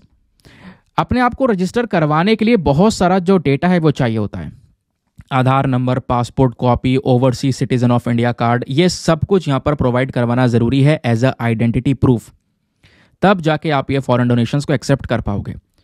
और इतनी आसानी से भी नहीं, अभी भी उसके अलावा क्या है, ये डोनेशन अगर आपने रिसीव करना है तो आपने, ऐसा नहीं है किसी बैंक अकाउंट में आ जाएगा, आपको न्यू दिल्ली के स्टेट बैंक ऑफ इंडिया में की जो मेन ब्रांच है वहीं पर अपना अकाउंट ओपन करना होगा, उसी में वो डोनेशन रिसीव किया जा सकेगा। फिर अनयूटिलाइज फॉरेन डोनेशन, मान लो सर किसी के पास में ये पैसा आया, कोई बॉडी ने पैसा रिसीव किया, उसने कुछ पैसा इस्तेमाल कर लिया, कुछ पैसा रह गया, तो सरकार यहाँ पे जो बचा हुआ पैसा है जो अभी यूज़ नहीं हुआ है उसको रोक भी सकती है कि भाई यहाँ पर अगर मान लो कोई बॉडी है वो उसने 1 लाख से पैसा यूज़ कर लिया, थोड़ा बचा है, तो गलत उपयोग ना करे, तो इसलिए यहाँ पर उसके ऊपर रोक लगाई भी जा सकती है। फिर है रजिस्ट्रेशन सर्टिफिकेट रिन्यूएबल। अब ऐसा नहीं, देखो कोई व्यक्ति है ना, वो अपने आप को रजिस्टर करवाएगा तभी तो ये डोनेशन रिसीव कर पाएगा। और ऐसा नहीं कि एक ही बार में आपको 1 टाइम रजिस्ट्रेशन करवाना है फिर आप हमेशा डोनेशन रिसीव करते रहोगे, नहीं, ये एक्सपायर भी होगा। तो जब एक्सपायर होगा तो एक्सपायर होने से पहले 6 महीने के अंदर अंदर आपको हर बार ये जो अपना सर्टिफिकेट है वो रिन्यू करवाना होगा। अगर सब कुछ सही दिखा तो रिन्यूअल करवा दिया जाएगा, सब कुछ सही नहीं दिखा तो सर्टिफिकेट रोक लिया जाएगा, तो आपका रजिस्ट्रेशन नहीं होगा, फॉरेन डोनेशन नहीं आएगा। समझ गए। फिर उसके अलावा जो सेंट्रल गवर्नमेंट है यहाँ पर एक पर्सन को अलाउ करती है कि अपना रजिस्ट्रेशन सर्टिफिकेट को सरेंडर भी कर सकता है। प्लस सस्पेंशन पीरियड, सरकार कभी कभी रजिस्ट्रेशन को सस्पेंड भी कर सकती है, वो भी 360 दिनों तक, 1 साल तक यहाँ पर उसको सस्पेंड कर सकती है। समझ गए। पेनल्टीज भी हैं। अब जो ये एक्ट है ये क्या बोलता है कि अगर फिर भी कोई धोखाधड़ी करके इस तरीके से सारी चीज़ें पार करने के बाद में यहाँ पर वो अमाउंट को रिसीव कर रहा है या इन कानून का वायलेशन कर रहा है, तो उसके खिलाफ में कह सकते हो पूरा केस दर्ज होगा, उसके ऊपर काफ़ी सारी जो पेनल्टीज़ है वो यहाँ पर चार्ज की जा सकेंगी। तो यह है हमारा FCR एक्ट। समझ गए। चलिए आगे आते हैं नेक्स्ट आर्टिकल पर। यहाँ पर बात हो रही है global alliance for global good, gender equity and equality के बारे में। ये क्या है यार? तो इंडिया ने अभी यहाँ पर इस पर्टिकुलर इनिशिएटिव को लॉन्च किया वर्ल्ड इकोनॉमिक फोरम के अंदर में, जिस वजह से न्यूज़ में है। वर्ल्ड इकोनॉमिक फोरम आपको पता है अभी डेवोस समिट वगैरह हुआ है 2024 का, जिस वजह से चर्चाओं में था। मैंने बहुत डिटेल्स आपको वर्ल्ड इकोनॉमिक फोरम पढ़ा दिया है। यूपीएससी 3 सवाल पूछ चुका है, तीनों सवाल डिस्कस किए हुए हैं, पता होगा, नहीं पता है थोड़ा सा जानकारी ले लेंगे आगे। तो ये क्या है बिल्कुल इनिशिएटिव, ये सबको डिस्कस करेंगे जो भारत ने लॉन्च किया है। तो इंडिया ने एस्टेब्लिश कर दिया है global alliance for global good, gender equality and equity. तो हम लोग यहाँ पे बात कर रहे हैं स्पेशली जेंडर इक्वालिटी के बारे में, ताकि जो महिलाएं हैं उनको और सशक्त बनाया जाए। वेमेन एम्पावरमेंट को प्रमोट करने के लिए, जेंडर इक्वालिटी को प्रमोट करने के लिए सक्सेसफुली इंडिया ने लॉन्च किया। तो क्या है ये पूरा अलायंस, जरा जान लेते हैं। तो एक नया ग्रुप है, एक नया अलायंस है, यहाँ पर दुनिया भर की कंट्रीज यहाँ पर रहने वाली हैं, जिसको इंडिया ने एस्टेब्लिश किया है। और ये एस्टेब्लिश कब किया गया? वर्ल्ड इकोनॉमिक फोरम का जो मीटिंग चल रहा था डेवोस में, उसके साइड में यहाँ पर उन्होंने ये भी काम कर दिया। नाउ अब जो ये पर्टिकुलर अलायंस है, जो ग्रुप होने वाला है, इसमें दुनिया भर की जो कंट्रीज है वो साथ में आएंगी, एक दूसरे के साथ में नॉलेज को शेयर करेंगे, इन्वेस्टमेंट अपॉर्चुनिटीज़ यहाँ पे बढ़ेंगी, स्पेशली महिलाओं के एजुकेशन के लिए, हेल्थ के लिए और एंटरप्राइज के लिए भी यहाँ पर काम किया जा सकेगा। ये जो इनिशिएटिव है, इस इनिशिएटिव से एक और चीज़ हम ये देख पा रहे हैं, क्योंकि आपको पता होगा दुनिया भर की कंट्रीज़ के लिए कुछ गोल्स हैं जिसको हम बोलते हैं सस्टेनेबल डेवलपमेंट गोल्स। हमारे पास में टोटल 17 सस्टेनेबल डेवलपमेंट गोल हैं जो कि दुनिया भर को अचीव करने हैं 2030 तक, लेकिन हम अभी इन गोल्स को अचीव करने के रास्ते पर नहीं हैं। तो अभी जो इनिशिएटिव लिया गया है वेमेन एम्पावरमेंट के ऊपर फोकस कर रहा है, ये कहीं ना कहीं कई सारे गोल्स को पूरा करेगा। फॉर एग्जांपल 3rd वाला गोल जो कि हमारी गुड हेल्थ की बात करता है, ठीक है, क्योंकि इन्वेस्टमेंट आएगा इस ग्रुप से। फिर quality education, gender equality, global partnership for development, ये सारे के सारे गोल्स यहाँ पर कहीं ना कहीं अचीव हो रहे होंगे इस इनिशिएटिव से, क्योंकि यहाँ पर अलग अलग इंडस्ट्रीज का सपोर्ट भी है। इंडस्ट्रीज के leader for example master card, Uber, Tata, TVS, Bayer, Godrej, serum institute of India, ये सब यहाँ पर बॉडीज आने वाली हैं। सब एक दूसरे के साथ में मिलकर इन्वेस्टमेंट करेंगी महिलाओं के लिए, और बहुत सारी जो अपॉर्चुनिटीज़ है वो यहाँ पर ओपन करने की कोशिश करेंगी। ठीक है, बात क्लियर हो गया दोस्तों। आगे आते हैं। अब बात यह है कि ये सब काम वर्ल्ड इकोनॉमिक फोरम की मीटिंग के दौरान किया गया। तो वर्ल्ड इकोनॉमिक फोरम क्या है? ये एक इंटरनेशनल ऑर्गेनाइजेशन है जिसका हेडक्वार्टर जेनेवा, स्विट्जरलैंड में है। यहाँ पर दुनिया भर की कंट्रीज़ के जो बिजनेस लीडर्स हैं, पॉलिटिकल लीडर्स हैं, इंडिविजुअल्स हैं, ये सब साथ में मिलकर एक मीटिंग रखते हैं, डिस्कस होता है। डिस्कशन यहाँ पर होता है कि भैया क्या क्या इश्यूज़ हैं जो कि हमारी ग्लोबल इकोनॉमी के ऊपर इम्पैक्ट कर रहे हैं, है ना। तो इकोनॉमी को लेकर स्पेशली जो सारे डिस्कशंस है वो इस पर्टिकुलर ग्रुप में हमको देखने को मिल जाते हैं। आगे आते हैं नेक्स्ट आर्टिकल पर। अगला आर्टिकल बात करता है कांगेर वैली नेशनल पार्क के बारे में। अगेन एक very important article, specially for the GS paper number 3 environment. तो रिसेंटली यहाँ पर ये जो पर्टिकुलर नेशनल पार्क है वो न्यूज़ में है, ध्यान रखना है इसके बारे में। एग्जैक्ट क्या ध्यान रखना है? लोकेशन, जैसा हमेशा बोलता हूँ। तो दोस्तों कांगेर वैली नेशनल पार्क जो है ये कहाँ पर लोकेटेड है? छत्तीसगढ़ राज्य के अंदर जो बस्तर डिस्ट्रिक्ट है वहाँ पर जगदलपुर नाम की जगह है, एग्जैक्टली वहाँ पर। ठीक है, ये जो नेशनल पार्क है ये नदी के किनारे आपको देखने को मिलेगा। जो नदी है वो है खोलाबदा नदी। खोलाबदा नदी के किनारे है। खोलाबदा नदी जो कि गोदावरी नदी की एक सहायक नदी है, ट्रिब्यूटरी है, ठीक है। और जो ये नेशनल पार्क है दोस्तों, इसका नाम जो है ना कंगेर रिवर, मतलब जिसका नाम है कंगेर नेशनल पार्क, कहाँ से आया है? कंगेर रिवर से। एक और नदी बहती है कंगेर नदी इस नेशनल पार्क में, जो कि पूरा लंबा चौड़ा यहाँ पर इस पूरे नेशनल पार्क को क्रॉस करती है, तो वहीं से नाम रखा गया कंगेर नदी। बात क्लियर हो गई दोस्तों, ठीक है। तो नेशनल पार्क का नाम क्या से आया? कंगेर नदी से आया। और कंगेर नदी भी क्या है? गोदावरी नदी की एक सहायक नदी है, ट्रिब्यूटरी है। और इस कंगेर वैली नेशनल पार्क को नेशनल पार्क का जो स्टेटस है वो 1982 में दिया गया था। ये जो पूरा का पूरा पार्क है, अगर आप देखोगे तो इसमें ना कई सारे प्रकार के प्लांट्स, कई सारे प्रकार के एनिमल की स्पीशीज पाई जाती है, जो कि हर जगह पर देखने को मिलता है। लेकिन उससे ज़्यादा इंटरेस्टिंग चीज़ यह है कि इस नेशनल पार्क में 3 अलग अलग गुफाएं देखने को मिलती हैं, एक्सेप्शनल केव्स पाई जाती हैं। और वो जो गुफाएं हैं, जैसे यहाँ पर आप देख पाओगे, कुतुब बसर है, कैलाश है एंड दंदक है। और ये गुफाएं जो हैं, इनमें एक फीचर है स्टैलेग्माइट और स्टैलेक्टाइट का। अब ये स्टैलेग्माइट और स्टैलेक्टाइट क्या होता है, ज़रा ये भी जान लेते हैं। थोड़ा रुक के जानेंगे, पहले और चीज़ें डिस्कस कर लेते हैं। गुफाओं के बारे में डिस्कस कर लिया। 3 इंपॉर्टेंट गुफाएं हैं जिसके अंदर स्टैलेक्टाइट और स्टैलेग्माइट का फीचर है। दूसरा दोस्तों, यहीं पर एक वाटरफॉल भी है, तीरथगढ़ वाटरफॉल, यहीं पर लोकेटेड है, इसी पार्क में है। और इस पार्क के अंदर में काफ़ी सारी जो ट्राइबल पॉपुलेशन है वो भी हमको देखने को मिल जाती है। नाउ अब यहाँ पे स्टैलेक्टाइट और स्टैलेग्माइट क्या है? जो गुफाएं हैं ना दोस्तों, उन गुफाओं में अगर आप देख पाओगे, ऊपर से इस तरीके से ये जो शार्प नोक आपको देखने को मिल रही है स्टैलेक्टाइट, और जो नीचे से यहाँ पर निकल रही है वो है स्टैलेग्माइट, ठीक है। तो स्टैलेक्टाइट क्या है? जो ऊपर छत से लटक रही है, पॉइंटेड एंड्स हैं, ठीक है, नुकीली। और स्टैलेग्माइट यहाँ पर जो हमारे फ्लोर से ऊपर उठ रही हैं, लेकिन वो ज़्यादा नुकीली नहीं है, वो राउंड होती हैं या उसका फ्लैट होती हैं इस तरीके से, ठीक है। वो ज़्यादा नुकीली नहीं होती, या तो ऐसे फ्लैट है या फिर ऐसे करके राउंड है, ठीक है, ऐसा राउंड है।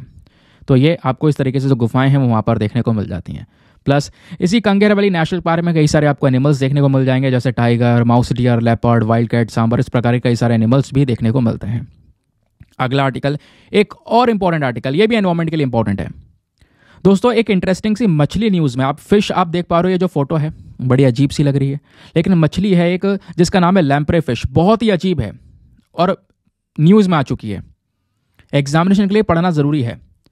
हुआ क्या, मैं आपको ये बताता हूँ। हाल ही में एक स्टडी हुई है, जिस स्टडी के दौरान यहाँ पर यह पता चला है 2 नई प्रजातियाँ इस लैम्प्रे मछली की पाई गई हैं कैलिफोर्निया वाटर्स में। इस वजह से ये लैम्प्रे फिश न्यूज़ में है। जो ये लैम्प्रे मछलियाँ होती हैं दोस्तों, इस तरीके से दिखाई पड़ती हैं। ये जो है ये तो ईल है, ठीक है, ये भी एक फिश ही है लेकिन ईल है। तो कुछ ऐसी ही होती हैं यहाँ पर ये लैम्प्रे फिश, लेकिन इनका जो फेस है वो बिल्कुल अलग होता है इस ईल से। लैम्प्रे वाली जो फिश होती हैं बोनलेस होती हैं, इनमें हड्डियाँ नहीं होती, ना ही जॉ होता है, ठीक है। इनका जो मतलब जबड़ा वगैरह है कुछ नहीं होता, ना ही हड्डियाँ होती हैं। लेकिन ये जो यहाँ पर मछली आपको दिख रही है लैम्प्रे वाली, ये अगर किसी के ऊपर चिपक जाए ना तो उसका खून चूस डालती है, छूटती नहीं है, जैसे जोंक होता है ना उसी प्रकार से, समझ गए।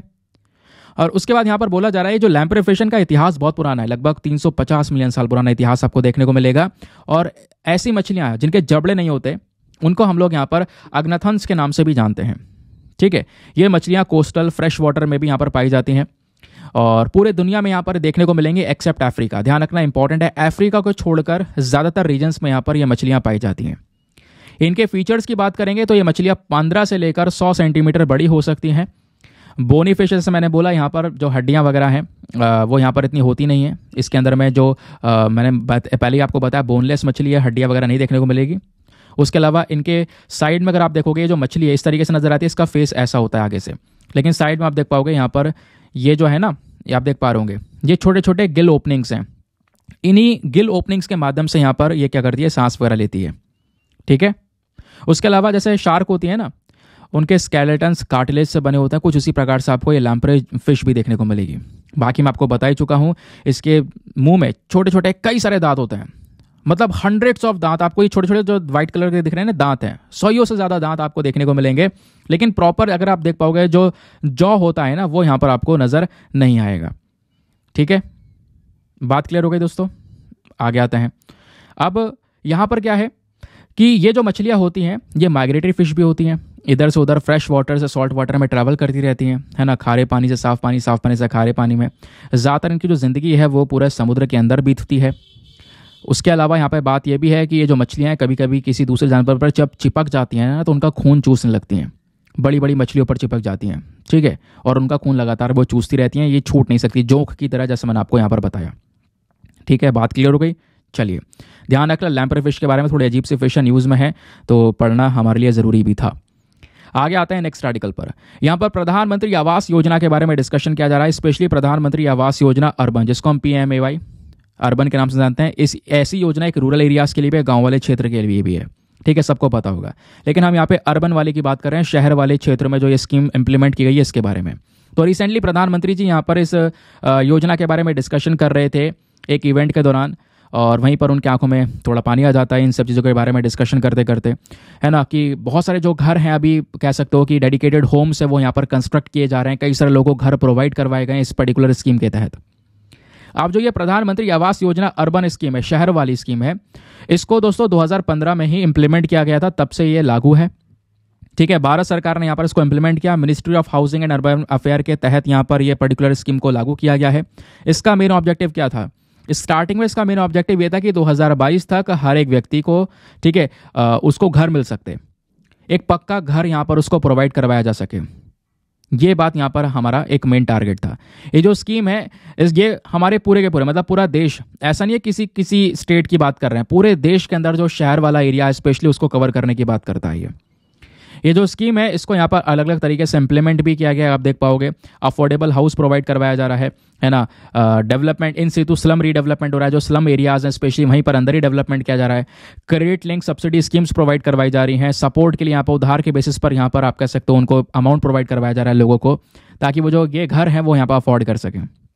इवन अगस्त 2022 के अंदर में जो हमारी सरकार है उन्होंने यहाँ पर इस PMAY अर्बन स्कीम जो है ये, है ना, इसको 31 दिसंबर 2024 तक के लिए बढ़ा दिया है कि हम आगे और इसको बढ़ा रहे हैं, आगे और काम करेंगे। और इस स्कीम के अंदर फंडिंग वगैरह कैसे हो रही है, तो क्रेडिट लिंक सब्सिडी यहाँ पर प्रोवाइड करवाई जा रही है। इस स्कीम को कैसे इंप्लीमेंट कर रहे हैं? As a central sector scheme, ठीक है। यहाँ पर जो केंद्र सरकार है वो भी एक मेन खर्चा कर रही है, प्लस इस स्कीम के कुछ और कॉम्पोनेंट्स हैं वहाँ पर आप कह सकते हो सेंट्रल स्पॉन्सर्ड स्कीम के तहत उसको इंप्लीमेंट किया जा रहा है। यानी जो स्कीम है इसमें जो फंडिंग दी जा रही है, कुछ जैसे कि अगर उधार देना है तो वहाँ पर केंद्र सरकार पूरा अपने हिसाब से देख रही है, उसको पूरा यहाँ पर उसको कह सकते हो कि अपने ऊपर अपने रिस्पॉन्सिबिलिटी पे रह रखी है। और जब यहाँ पर कंपोनेंट्स में उसको इंप्लीमेंट करना है तो वहाँ पर राज्य सरकार और केंद्र सरकार दोनों मिलकर साथ में मिलकर काम कर रही हैं। और इस प्रधानमंत्री ये आवास योजना के तहत यहाँ पर मेन मकसद क्या है? शहरों के अंदर में सभी जो घर प्रोवाइड करवाने हैं उन घरों के अंदर में बेसिक फैसिलिटीज़ और toilet, water supply, electricity, kitchen, ये सारी चीज़ें यहाँ पर प्रोवाइड करवाई जाएँ। और जब इस स्कीम को इंप्लीमेंट करेंगे तो यहाँ पर ये जो मिशन है कहीं ना कहीं वेमेन एम्पावरमेंट को भी प्रमोट करता है। कैसे? क्योंकि जो ये घर दिया जाएगा लोगों को, जो पक्का घर मिलेगा, ये महिला के नाम पर मिलेगा, पुरुष के नाम पर नहीं मिलेगा। फीमेल जो मेंबर हैं, ठीक है, उनके नेम पर मिलेगा, या फिर जॉइंट नेम होगा तभी मिलेगा, केवल पुरुष के नेम पर नहीं मिलेगा। तो वेमेन एम्पावरमेंट, महिला को और सशक्त यहाँ पर किया जा रहा है। और जब इस स्कीम को इंप्लीमेंट करेंगे तो और जो प्रेफरेंस दिया जा रहा है, जो सबसे ज़्यादा या सबसे जल्द यहाँ पर जिसको बेनिफिट्स मिलेंगे वो यहाँ पे हमारे senior citizen, SCs, ST, OBC, minority, single women, transgender या दूसरे weak vulnerable sections of society के लोग हैं, उनको यहाँ पर सबसे पहले इसके बेनिफिट्स मिलते हुए नजर आएंगे। बात क्लियर हो गई? आगे आते हैं नेक्स्ट आर्टिकल पर। अब दोस्तों यहाँ पे बात हो रही है अरावली रेंजेस के बारे में। अरावली की पहाड़ियाँ चर्चाओं में हैं, डिस्कस करेंगे बहुत डिटेल से। क्वेश्चन यहाँ से भी बन चुका है, आपको मैं आगे बताऊँगा इसके बारे में, बहुत ध्यान से सुनना। अब जो ये अरावली रेंजेस हैं ये चर्चाओं में इसलिए क्योंकि रिसेंटली सुप्रीम कोर्ट ने यहाँ पर बोला है कि अगर राजस्थान को पता है, वो मानता है कि भैया बहुत सारी खनन प्रकार की एक्टिविटीज़, इलीगल एक्टिविटीज़ हो रही हैं अरावली पहाड़ियों में, और उन एक्टिविटीज़ की वजह से एनवायरमेंट को एक बहुत बड़ा खतरा हमको देखने को मिल रहा है, तो हमें जल्द से जल्द इस प्रकार की माइनिंग एक्टिविटीज़ को रोकना भी होगा इन पहाड़ियों के अंदर में। ये बात सुप्रीम कोर्ट की साइड से मेंशन की गई है, जिस वजह से अरावली की पहाड़ियाँ चर्चाओं में हैं। तो अरावली रेंज है क्या दोस्तों? ये एक प्रकार की माउंटेन रेंज है। ये पहाड़ियाँ आप देख पाओगे ऊपर दिल्ली, हरियाणा, राजस्थान, गुजरात तक यहाँ पर ये पहाड़ियाँ पूरी तरह से फैली हुई हैं, ठीक है। और ये one of the oldest fold mountain है, हमारे दुनिया के सबसे पुराने फोल्ड माउंटेन्स आपको देखने को मिलेंगे। ये मतलब आप कह सकते हो इस तरीके से टेक्टोनिक प्लेट्स के मिलने के कारण यहाँ पर सिलवट्टे पड़ती हैं, तो उस तरीके से जो ये माउंटेन्स है वो बनते हुए नजर आते हैं, ठीक है। तो एक बहुत पुराने कह सकते हो कि फोल्ड माउंटेन हो गए। उसके अलावा जैसे मैंने बोला, ये जो पहाड़ हैं, ये पहाड़ियाँ दिल्ली से शुरू होती हैं, गुजरात में जाकर एंड होती हैं। गुजरात तक यहाँ पर ये पहाड़ियाँ सीधा फैली हुई हैं, ठीक है। दिल्ली क्रॉस करके हरियाणा, राजस्थान और गुजरात तक पहुँचती हैं। और ये जो पहाड़ियाँ हैं, इन पहाड़ियों में कहीं कहीं पर ऐसा होगा बहुत ऊंची चोटी भी होगी, कहीं पर बहुत छोटी चोटी भी होगी। और जो सबसे ऊंची चोटी है, जो हाईएस्ट पीक है यहाँ पर, वो है गुरु शिखर। नाम दिया गया गुरु शिखर, जिसकी ऊंचाई लगभग 5650 फीट है, ठीक है। उसके अलावा यहाँ पर दोस्तों कह सकते हो कि यहाँ पे बोला जा रहा है कि माउंट अबू भी यहाँ पर एक आपको एक ऊंची चोटी से नजर आएगी। ठीक है, ये एक पॉपुलर हिल स्टेशन है अरावली पहाड़ियों के अंदर में। ठीक है, उसके अलावा यहाँ से ना इन पहाड़ियों में से कई सारी नदियाँ निकलती हैं। 3 मेजर नदियों की बात की जा रही है और उन 3 नदियों में एक है बानस, दूसरी है शाहिबी नदी जो कि यमुना नदी की सहायक नदियाँ भी हैं, और तीसरी है लूनी रिवर जो कि यहाँ पर रन ऑफ कच्छ में यहाँ पर बहती है, इधर गुजरात की साइड आती है। समझ गए? ये बात दोस्तों आपको क्लियर हो गई। अब इसके यहाँ पर अगर आप बात करोगे इन पहाड़ियों के बारे में, तो जैसे मैंने आपको बोला टेक्टोनिक प्लेट्स आपस में टकराई थी, जिसकी वजह से ये बात है यहाँ पर प्रोटोजोइक एरा की। तो जिसकी वजह से टेक्टोनिक प्लेट्स टकराने की वजह से सिलवट्टे पड़ी, 2 प्लेट थी टकराई आपस में, तो इस तरीके से यहाँ पर ये ऐसे सिलवट्टे पड़ गई और यही हमारे माउंटेन्स बन गए, जिसको फोल्ड माउंटेन्स के नाम से जानते हैं। ठीक है, और उसके बाद दोस्तों अगर आप देखोगे तो ये जो माउंटेन्स है ना, यहाँ जो पहाड़ियाँ हैं, ये जो रेंजेस हैं अरावली की, यहाँ पर बहुत सारे मिनरल रिसोर्सेज पाए जाते हैं। For example copper, zinc, lead, marble, ये भरपूर मात्रा में हमको देखने को मिल जाते हैं। और इन्हीं पहाड़ियों को अलग अलग सेक्शंस में डिवाइड कर रखा है। एक है सांबर सिरोही रेंजेस जो कि टॉलर हैं, ठीक है, जिसमें गुरु शिखर भी जो सबसे ऊंची चोटी है वो है। और दूसरा यहाँ पे जो सेक्शन है इसका वो है सांबर खेतरी रेंजेस, जिसके अंदर काफ़ी सारी रिजेस वगैरह भी आपको यहाँ पर नजर आती हैं।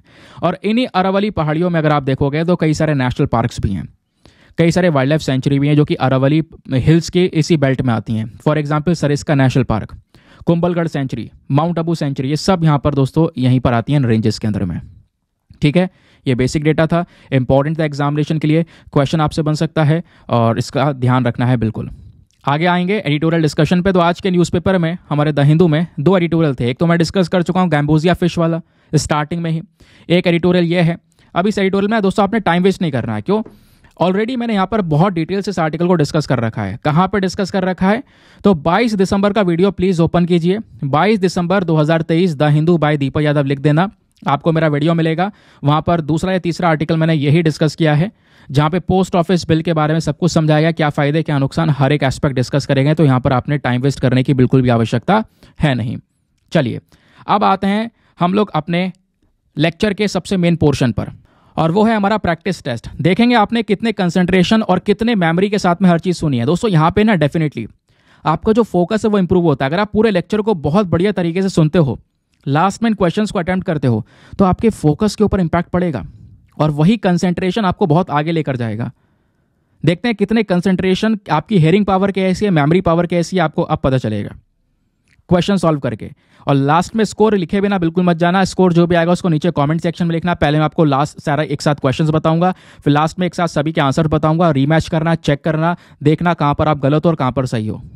ठीक है, चलिए question number 1, global alliance for global good gender equity and equality. ये जो पर्टिकुलर यहाँ पर इनिशिएटिव आप देखोगे, इसको लेकर 2 स्टेटमेंट दिए गए हैं, बताना इनमें से कौन सा स्टेटमेंट सही है। पहला, इस पर्टिकुलर स्टेटमेंट को एस्टेब्लिश किया गया है, बनाया गया है यूनाइटेड नेशन के थ्रू। क्या ये सही है? सेकंड स्टेटमेंट बोलता है कि इसका मेन मकसद है कुछ इन्वेस्टमेंट अपॉर्चुनिटीज लेकर आना महिलाओं के एजुकेशन में, हेल्थ में, एंटरप्राइजेस में। तो बताओ दोनों स्टेटमेंट में से कौन सा स्टेटमेंट सही है? Option A 1 only, B 2 only, C दोनों सही है, डी दोनों के दोनों गलत हैं। अगला क्वेश्चन बहुत ही सरल सा question, Kanger valley national park कहां पर लोकेटेड है? कर्नाटका, छत्तीसगढ़, असम या फिर ओडिशा? बताओ इसका सही उत्तर क्या होना चाहिए। नाउ नेक्स्ट क्वेश्चन बात करता है, consider the following statements regarding lamprey fish. तो लैम्प्रे को लेकर दोस्तों 2 स्टेटमेंट दिए गए हैं, बताना है कौन सा स्टेटमेंट सही है। पहला, जो लैम्प्रे मछली है बोनलेस होती हैं, जॉलेस फिश होती हैं, ईल की तरह यहाँ पर इनकी बॉडीज होती हैं। सेकंड स्टेटमेंट बोलता है ये लैम्प्रे जो फिश हैं ये केवल और केवल अफ्रीका में पाई जाती हैं। तो बताओ दोनों स्टेटमेंट में से कौन सा स्टेटमेंट सही है? Option A 1 only, B 2 only, C दोनों सही है, या डी दोनों के दोनों गलत हैं। अगला प्रश्न बात करता है प्रधानमंत्री आवास योजना के बारे में। प्रधानमंत्री आवास योजना स्पेशली अर्बन के बारे में। तो इसको लेकर 3 स्टेटमेंट हैं, बताना है इनमें से कितने स्टेटमेंट सही है। कौन सा स्टेटमेंट सही है ये नहीं बताना, कितने स्टेटमेंट सही है ये बताना है। पहला, कि इस पर्टिकुलर योजना को इंप्लीमेंट किया गया है ministry of housing and urban affairs के थ्रू। सेकंड, जितने भी घर हैं इस पर्टिकुलर योजना के तहत उनको basic facilities, toilet, water supply, electricity, kitchen की फैसिलिटीज प्रोवाइड करवाई जाएगी। थर्ड बोलता है कि यहाँ पर जो ओनरशिप होगी घर की वो महिला के नाम पर होगी या फिर जॉइंट नाम में करवाई जाएगी। तो बताओ तीनों स्टेटमेंट में से कितने स्टेटमेंट सही हैं? ऑप्शन ए केवल 1, बी केवल 2, सी तीनों सही हैं, या डी सब गलत हैं। अगला आर्टिकल बात करता है with reference to non aligned movement. Non aligned movement को लेकर 3 स्टेटमेंट दिए गए हैं, बताना है इनमें से कितने स्टेटमेंट सही है। पहला, कि जो ये नॉन अलाइन मूवमेंट है दोस्तों उसको एस्टेब्लिश किया गया था 1961 में कोल्ड वॉर के समय पर। सेकंड, इसका जो परमानेंट सेक्रेटेरिएट है वो न्यू दिल्ली के अंदर में है। थर्ड, केवल यूनाइटेड नेशन जो मेंबर्स है वही यहाँ पर इसके अंदर में हिस्सा ले सकते हैं। तो बताओ तीनों स्टेटमेंट में से कितने स्टेटमेंट सही हैं? ऑप्शन है केवल एक, बी केवल दो, सी तीनों सही है, डी तीनों के तीनों गलत हैं।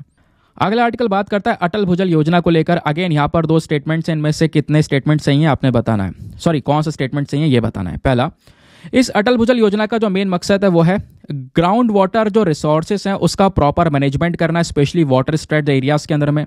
सेकंड, ये जो योजना है दोस्तों ये हमारे स्टेट्स को इंसेंटिवाइज करती है, स्टेट्स को और सपोर्ट करती है, ठीक है, ताकि वो मतलब अगर उन्हें अच्छा काम किया है specially ground water management practice के लिए तो उनको सपोर्ट मिलता है।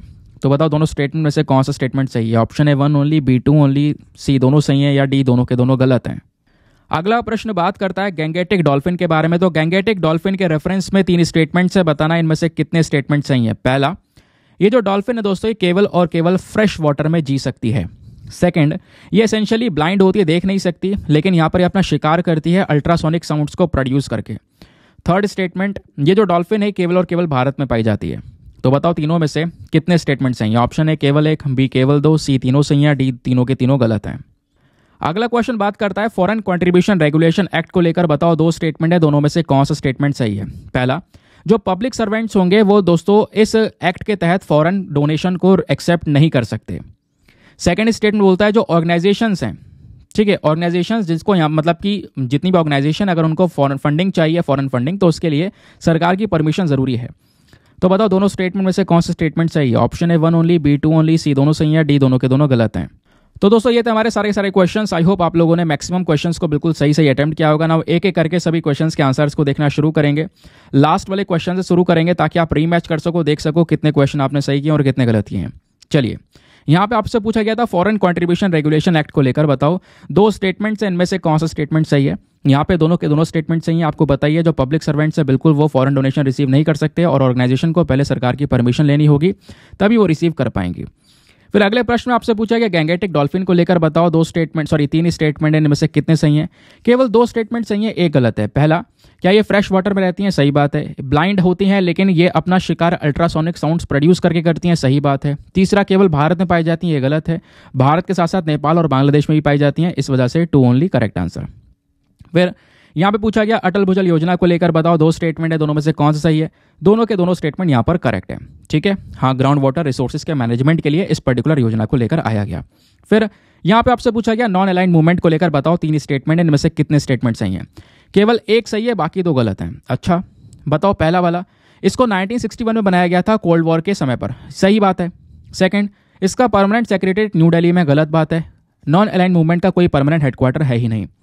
थर्ड स्टेटमेंट, केवल यूनाइटेड नेशन के मेंबर्स इसमें हिस्सा ले सकते हैं, नहीं दोस्तों, नॉन यूएन मेंबर्स भी इसका हिस्सा ले सकते हैं, जैसे मैंने आपको पढ़ाया था। तो केवल 1 only is the correct answer. फिर नेक्स्ट क्वेश्चन में पूछा गया प्रधानमंत्री आवास योजना अर्बन को लेकर। बताओ 3 स्टेटमेंट्स, इन तीनों में से कितने स्टेटमेंट सही हैं? तीनों के तीनों यहाँ पर करेक्ट है। आप तीनों करेक्ट हैं तो कुछ ज़्यादा डिस्कशन की जरूरत नहीं, क्योंकि ऑलरेडी यहाँ पर इसका एक्सप्लेनेशन अपन कर चुके हैं। अब बात है लैम्प्रे फिश के बारे में। बताओ दो स्टेटमेंट है, दोनों में से कौन सा स्टेटमेंट सही है? ये इसमें से पहला स्टेटमेंट सही है, दूसरा गलत है। क्यों? बिल्कुल, ये जो मछलियां बोनलेस होती हैं, जॉलेस होती हैं, लेकिन दूसरा क्यों गलत है? पूरे दुनिया में मछली पाई जाती है, अफ्रीका को छोड़कर। यहाँ पे उल्टा दिया गया कि केवल और केवल अफ्रीका में पाई जाती हैं, ऐसा नहीं है दोस्तों। That is why 1 only is the correct answer. फिर यहाँ पे पूछा गया कांगेर वैली नेशनल पार्क कहाँ पर लोकेटेड है? तो सही उत्तर इसका है छत्तीसगढ़, ठीक है। लोकेशन अभी हमने डिस्कस की है। फिर बात है global alliance for global good gender equality equity को लेकर। बताओ दो स्टेटमेंट है, दोनों में से कौन सा सही है? केवल सेकंड वाला सही है, पहला वाला गलत है। क्यों? क्या इसको किसने एस्टेब्लिश किया है? यूनाइटेड नेशन ने नहीं, भारत ने इसको एस्टेब्लिश किया है। सेकंड स्टेटमेंट आप देख पाओगे तो ये बिल्कुल सही है। यहाँ पर इसका मेन मकसद क्या है? इन्वेस्टमेंट अपॉर्चुनिटीज लेकर आना, महिलाओं के एजुकेशन, हेल्थ और एंटरप्राइजेस को लेकर, ठीक है। तो दोस्तों ये था हमारा डिस्कशन। आई होप आपको मजा आया होगा, बहुत सारी जानकारी आपको यहाँ पर मिली होगी और क्वेश्चंस आई होप आप लोगों ने करेक्टली सॉल्व किए होंगे। तो दोस्तों क्या स्कोर आ रहा है आपका, जरा नीचे कॉमेंट सेक्शन में प्लीज़ आप लोगों को बताओ और बताना गलती कहाँ पर हुई है। बाकी देखते हैं प्रीलिम्स वाले क्वेश्चन को। क्वेश्चन ये था विरूपाक्षा फेमस टेम्पल जो है ये कहाँ पर लोकेटेड है? तो उसका सही उत्तर option number C, Hampi. Hampi में ये एग्जैक्टली स्थित आपको देखने को मिल जाता है। नाउ इसी के साथ में करते हैं लेक्चर को समाप्त और मिलते हैं आप लोगों से अगले वीडियो में। आज के लिए bye bye, have a nice day, thank you and Jai Hind.